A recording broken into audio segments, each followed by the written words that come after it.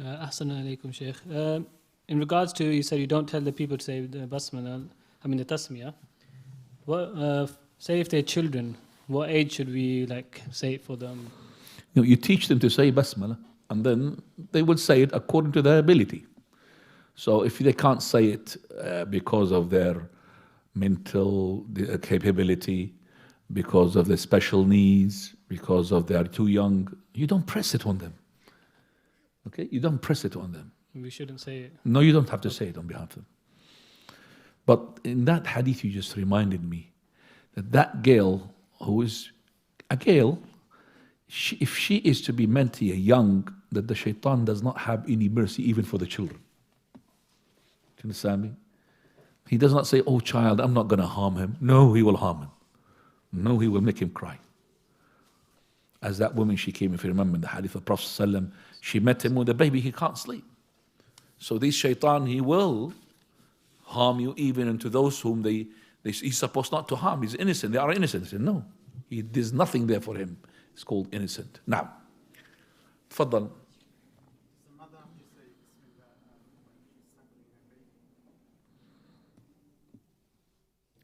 Sorry? Does the mother have to say Bismillah when she's suckling his baby? Suckling her baby? Okay, that's the mother. The woman or a man, in all affairs, they say Bismillah. It's the best thing. See, this is linked to his question. There are things that you do them not because of behalf of the children. It's your job. For example, when you make the ruqyah, okay, the children cannot make the ruqyah because they're children. You say make the ruqyah on them because this is your part. Bismillah urqiq min kulli shay'in yu'dhik min kulli aynin hamma min kulli aynin la min kulli shay'in lamma. So I have made ruqyah on that child because that is my part to make the ruqyah, to protect my own children. But if I haven't done it, let's say this person hasn't got a father and mother, both of them died. He's got the protection already from the Almighty subhanahu wa ta'ala because he cannot make ruqyah on himself. Okay.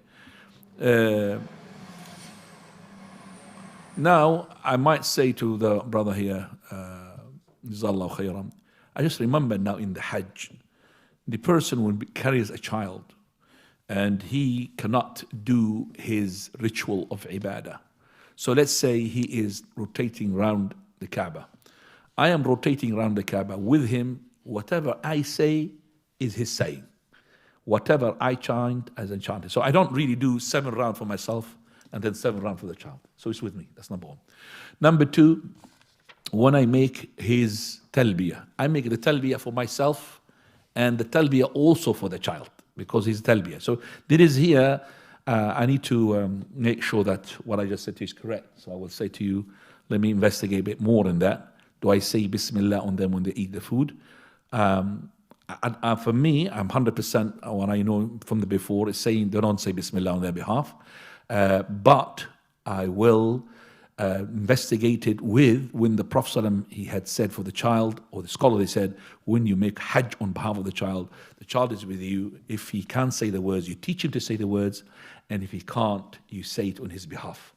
So in that Hajj, I need to investigate that. Inshallah, just came to my mind right now.